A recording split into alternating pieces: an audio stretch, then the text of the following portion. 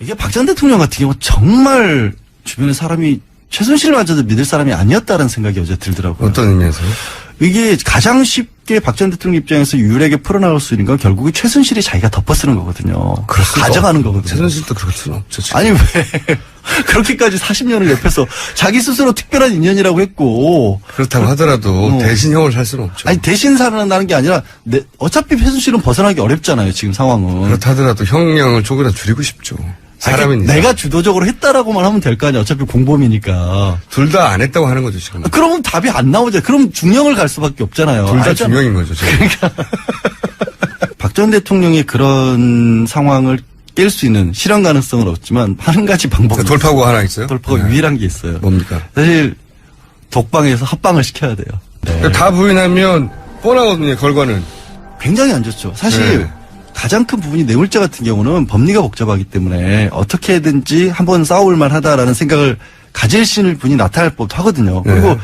이게 뭐 좋다 나쁘다를 떠나서 변호사로서는 어마어마한 일이긴 해요. 전직 그렇죠. 대통령을 변호를 한다는 큰 것 자체가. 사건에서 문제는 이게 바뀌어야 되는데 변호인단에 할 일이 없어요. 이렇게 안 바뀌면. 지금 상황에서는 어느 정도 받아들일 부분이 나와야 우리가 뭐를 다투겠다, 뭐는 인정하자 이렇게 가는데 태도가 안 바뀐다는 변호사 거예요. 업계에서의 그 중평은 어떻습니까? 그러니까 이런 상황 이런 섭외가 들어왔을 때. 섭외가 들어왔을 때. 네. 그러니까 말씀드린 것처럼 바뀌어야 우리도 작전을 짜볼 수가 있는데 이 지금의 태도를 그대로 유지하는 상태에서는 의미가 없다 들어가는 게. 뭐 할 게 없잖아요. 할 수 있는 게 없잖아요. 네. 다 부인하고 있는데. 다 부인하면 뻔하거든요. 결과는.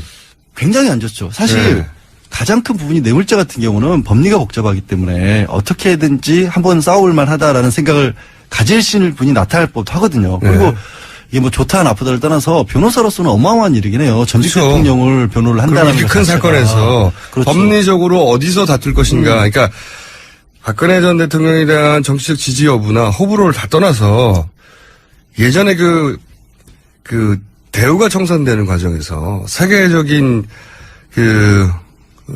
회계 회사들이 네. 그 경험을 쌓으려고 뭐 돈 안 받고도 하겠다고 많이 덤볐었거든요. 그런 일을 그것처럼 해볼 수 있는 경우가 없으니까. 그렇죠. 그것처럼 이렇게 큰 사건에서 변호인 입장에서는 법리적으로 어떻게 방어할 것인가를 구상해 볼 수 있죠. 겪는 것 자체가 큰 경험인데 문제는 그 기회를 아예 안 주는 게 저는 이제 서영희 변호사가 직접적으로 맞는다기보다 일단 옳게고 여성이고 하기 때문에 특별 접견을 하게 되면 하루 종일 만날 수가 있잖아요. 게다가 여러 이제 가지 얘기 들을 수 여성 있고. 변호인이고 가족이어서 하지 다른 사람한테 못했던 얘기를 할 수 있잖아요. 그렇죠. 그런 네. 것들을 기대를 해서 서영희 변호사가 들어가면 이게 신호탄이 될 수 있다라고 생각을 했는데 접견도 못한 것 같아요. 만나지도 못한 것 같아서 지금 한 20분 내외 정도만 구치소안에 들어갔다 나온 유영아 변호사 외에는 안 만난다잖아요. 유영하 변호사하고 윤전추 행정관 두 사람을 그분은 이렇게 변호사가 찍어서 아니니까. 변호사도 아닌데 하여튼 네. 오빠라지를 시키고 있다고 하니까 그 부분이 전략의 변화가 전혀 없다. 검찰로서 굉장히 답답한 상황일 것이다라고 보이고요. 어제 수사 같은 경우는 뭐 다들 언론에도 많이 나왔지만 뭐 수사실을 따로 만들어가지고 원래 직원들이 사용하던 공간을 개조를 해서 책상만 있으면 되니까 책상하고 노트북만 있으면 되니까 네. 한홍재 부장검사 들어갔고 여성 수사관 한 명 들어갔고 보조하는 검사 들어갔고 얘기 드린 대로 유영하 변호사만 옆에서 앉아서 대동을 했다라고 해요. 근데 이 부분도 문제가 그런 부분을 조금 헷갈리시는 것 같아요. 그 변호사를 9명을 선임을 했다라고 하니까 9명 굉장히 많이 선임한 거는 맞아요. 예. 근데 보통의 경우 큰 사건은 팀 단위로 선임을 하는 거거든요. 그렇죠. 사실은. 맞습니다. 그러니까 유명한 변호사라고 하는 사람이 혼자 다를 일을 하는 게 아니라 변호사 혼자 절대 커버할 수가 없죠. 그렇죠. 네. 그 사람이 있고 뭐 법리 검토하는 밑에 보조하는 변호사가 있고 판례들을 찾아본다거나 아니면 사면들을 검토하거나 이렇게 팀 단위로 이루는데 그 전에도 이미 9명이 뿔뿔이 변로를 했던 것 같아요. 각자 제대로 회의도 안 되고. 저는 헌재 때도 그랬지만 헌재 때도 보면 헌재 참여했던 변호인으로 참여했던 분들이 의견이 갈리고 그렇죠. 마지막 최후 변론할 때 순서 가지고 다투고 그러잖아요. 그렇죠. 뭐 답변서를 이게 말이 안 되는 거거든요. 변호인단과 함께 일해본 적이 있는 피의자라면. 피의자라면. 예. 전문 피의자로서 제가 지난 몇 년간, 6년 가까이. 이게 얼마나 중요한 일인지. 그러니까요. 알고 6년, 있잖아요. 7년 가까이 피의자를 계속 이명박 대통령, 박근혜 대통령 하에서 해본 저로서는, 도저히 말이 안 되는 상황이다. 한 사람이 진두지휘를 하는 분이 딱 있고 그 밑에서 눈에 보이지 않지만 선임이 대선인구가 있고 움직이는 그런 경우죠. 선임이 있고 변호인단이 어떤 사안을 놓고, 왜냐면 변호인들마다 이런 각도에서 이걸 변호해야 된다. 다 의견이 다르니까요. 그렇죠. 그래서 일종의 집단지성을 이루어야 하는 게 큰 사건에서의 기본인데 그 기본이 안 돼 있다. 그러면서 역할을 분담하죠. 자, 좋다 그러면 선임이 당신은 이쪽 맞고 너는 이쪽 맞고 그러면서 쭉 갈라서 그럼 일사불란해야 되고 의견이 통일되고 한 방향으로 변호하지 않으면 안 되거든요. 당연하죠. 너무 당연한 건데 너무너무 당연한 건데 부분이 이루어지지 않고 있다. 그래서 결국에는 부인하는 쪽만 나오고 있기 때문에 이제는 사실 검찰이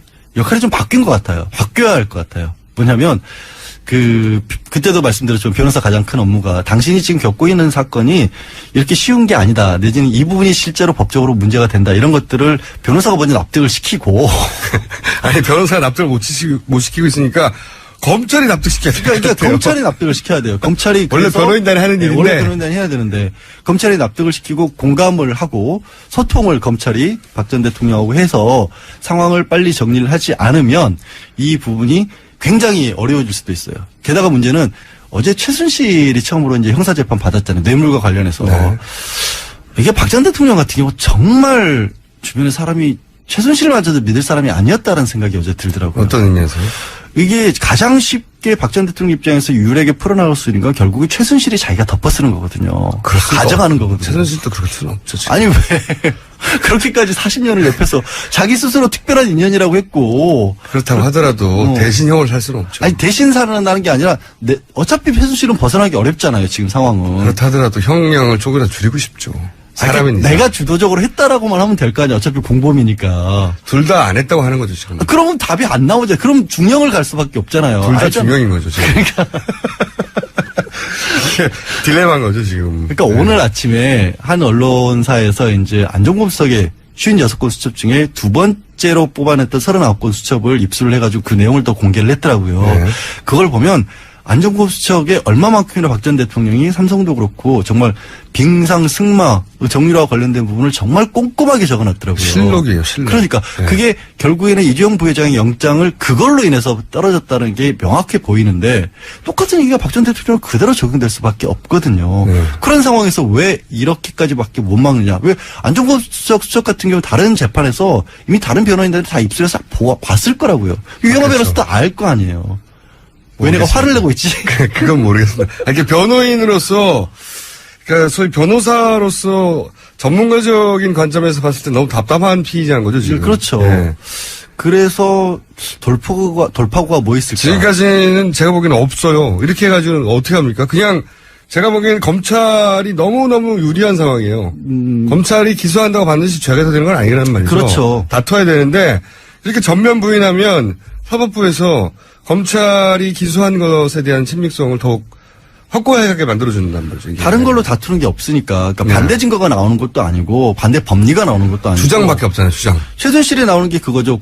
서로 이제 공모를 했다라고 하는데 우리가 짰다는 증거를 대봐라. 이런 식으로 나오고 있거든요. 그래서 네. 재판에서 박근혜 전 대통령도 증인으로 불러달라. 이런 얘기를 하고 있는데 그 짰다라는 게 누가 서로 나와서 안 짰다고 말하는 걸. 그러니까. 그게 증거가 되나요? 그게 말이 안 되는 얘기인데 그런 거밖에 안 나오고 있다는 거예요. 너무 답답해요. 그러니까 상황 인식을 못 하고 있다는 거고. 네. 아니 근데 이렇게 말을 다 하는 분이 책을 왜 써요?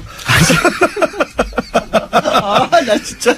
하루 종일 온종일 여기저기 방송 나가서 하고 싶은 말 다 하고 하는 사람이 어떻게 책을 쓸 게 남았나요 아직도? 작가로서의 활동 영역은 그렇게 달라요. 말하고 싶은 게 많아요?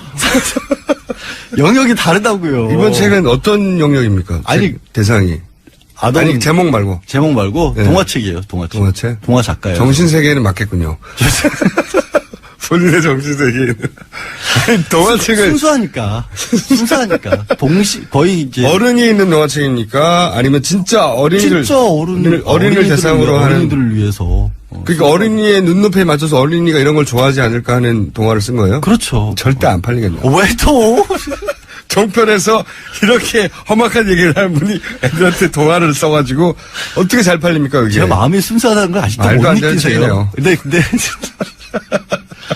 하려던 얘기가 있었는데 지금 이게 정말 황당한 얘기긴 한데 박 전 대통령이 그런 상황을 깰 수 있는 실현 가능성은 없지만 한 가지 방법이 돌파구가 하나 있어요? 돌파가 네. 유일한 게 있어요. 뭡니까? 사실 독방에서 합방을 시켜야 돼요.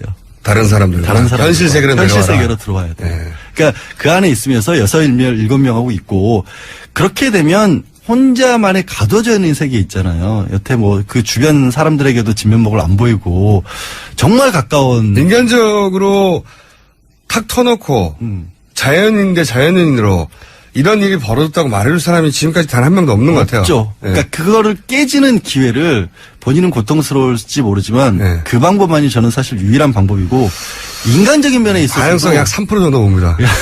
그렇다 하더라도 그렇게 될 가능성은. 그래도 그거밖에 없어 보여요. 그러니까 이게 뭐 지금 재판을 받는 과정이어서건 아니면 앞으로 형벌을 만약에 유죄를 받는다라고 하면 형벌을 받는 과정에서건 인간으로서 제대로 본인의 어떤 문제를 깨달을 수 있는 유일한 기회는 그나마 다른 사람들과 섞여 있으면서 생활하는 방법밖에 없을 것이다. 근데 그게 하필 굉장히 특수한 공간인데 그게 되겠어요? 그게 좀 일상 공간도 어렵죠. 아니고. 아니 일상 공간이 아니니까 오히려 될 수도 있다고 봐요. 저는 지난번에 그 땅콩 회항 사건 때 네. 그 사람은 같이 있었잖아요. 네. 같이 있었으면서 생각보다 많은 걸 깨달았다. 얼마만큼이나 될지는 모르겠지만 그럴 수 있다고 그럴 봅니다. 수 있다고 봐요. 근데 저는. 그 경우보다 더 극단적인 경우잖아요. 그분이야 물론 재벌이고 만나는 사람도 제약이 있었겠지만 인간적인 관계를 유지하고 있었을 거 아니에요. 다른 그렇죠. 사람들, 친구도 어느 있고. 정도는. 근데 이 경우는 그것도 없는 거거든요. 이게 박 전 대통령 같은 경우 정말 주변에 사람이 최순실마저도 믿을 사람이 아니었다는 생각이 어제 들더라고요. 어떤 의미에서요? 이게 가장 쉽게 박 전 대통령 입장에서 유일하게 풀어나갈 수 있는 건 결국에 최순실이 자기가 덮어쓰는 거거든요. 그럴 수가 가져가는 거거든요. 최순실도 그럴 수는 없죠. 지금. 아니 왜 그렇게까지 40년을 옆에서 자기 스스로 특별한 인연이라고 했고 그렇다고 하더라도 대신 형을 살 수는 없죠. 아니 대신 살아난다는 게 아니라 어차피 최순실은 벗어나기 어렵잖아요 지금 상황은. 그렇다 하더라도 형량을 조금이라도 줄이고 싶죠. 사람이니까. 내가 주도적으로 했다라고만 하면 될 거 아니야. 어차피 공범이니까. 둘 다 안 했다고 하는 거죠 지금. 그러면 답이 안 나오죠. 그럼 중형을 갈 수밖에 하거든요. 그리고 네. 이게 뭐 좋다 나쁘다를 떠나서 변호사로서는 어마어마한 일이긴 해요. 전직 그렇죠. 대통령을 변호를 한다는 이렇게 것 큰 자체가. 사건에서 그렇죠. 법리적으로 어디서 다툴 것인가. 그러니까 박근혜 전 대통령에 대한 정치적 지지 여부나 호불호를 다 떠나서 예전에 그 대우가 청산되는 과정에서 세계적인 회계 회사들이 네. 그 경험을 쌓으려고 뭐 돈 안 받고도 하겠다고 많이 덤볐었거든요. 그런 일을 그것처럼 해볼 수 있는 경우가 없으니까. 그렇죠. 그것처럼 이렇게 큰 사건에서 변호인 입장에서는 법리적으로 어떻게 방어할 것인가를 구상해 볼 수 있죠. 겪는 것 자체가 큰 경험인데 문제는 일단 할 일이 없어요. 이렇게 안 바꾸면. 지금 상황에서는 어느 정도 받아들일 부분이 나와야 우리가 뭐를 다투겠다, 뭐는 인정하자 이렇게 가는데 태도가 안 바뀐다는 변호사 거예요. 업계에서의 그 중평은 어떻습니까? 들어온 그러니까 이런 상황? 이런 섭외가 들어왔을 때. 섭외가 들어왔을 때 네. 그러니까 말씀드린 것처럼 바뀌어야 우리도 작전을 짜볼 수가 있는데 이 지금의 태도를 그대로 유지하는 상태에서는 의미가 없다 들어가는 게. 뭐 할 게 없잖아요. 할 수 있는 게 없잖아요. 네. 다 부인하고 있는데. 그러니까 다 부인하면 뻔하거든요. 결과는. 굉장히 안 좋죠. 사실 네. 가장 큰 부분이 뇌물죄 같은 경우는 법리가 복잡하기 때문에 어떻게든지 한번 싸워볼 만하다라는 생각을 가질 분이 나타나는 그 기회를 아예 안 주는 게 저는 이제 서영희 변호사가 직접적으로 맞는다기보다 일단 옳게고 여성이고 하기 때문에 특별 접견을 하게 되면 하루 종일 만날 수가 있잖아요. 게다가 그래서 여러 이제 가지 얘기 들을 수 여성 있고. 변호인이고 가족이어서 하지 다른 사람한테는 못했던 얘기를 할 수 있잖아요. 그렇죠. 그런 네. 것들을 기대를 해서 서영희 변호사가 들어가면 이게 신호탄이 될 수 있다라고 생각을 했는데 접견도 못한 것 같아요. 만나지도 못한 것 같아서 지금 한 20분 내외 정도만 구치소안에 들어갔다 나온 게 유영아 변호사 얘는 안 만난다잖아요. 유영하 변호사하고 윤전추 행정관 두 사람을 그분은 이렇게 변호사가 찍어서 아니니까. 변호사도 아닌데 하여튼 네. 오빠라지를 시키고 있다고 하니까 그잖아요. 둘 다 중형인 거죠. 지금. 박 전 대통령의 그런 상황을 깰 수 있는 실현 가능성은 없지만 한 가지 방법이 돌파구가 하나 있어요? 돌파가 네. 유일한 게 있어요. 뭡니까? 사실 독방에서 합방을 시켜야 돼요. 네. 그러니까 다 부인하면 뻔하거든요. 결과는. 굉장히 안 좋죠. 사실 네. 가장 큰 부분이 뇌물죄 같은 경우는 법리가 복잡하기 때문에 어떻게든지 한번 싸워볼 만하다라는 생각을 가질 분이 나타날 법하거든요. 그리고 네. 이게 뭐 좋다 나쁘다를 떠나서 변호사로서는 어마어마한 일이긴 해요. 전직 그렇죠. 대통령을 변호를 한다는 이렇게 것 큰 자체가. 사건에서 문제는 이게 바뀌어야 되는데 박 변호인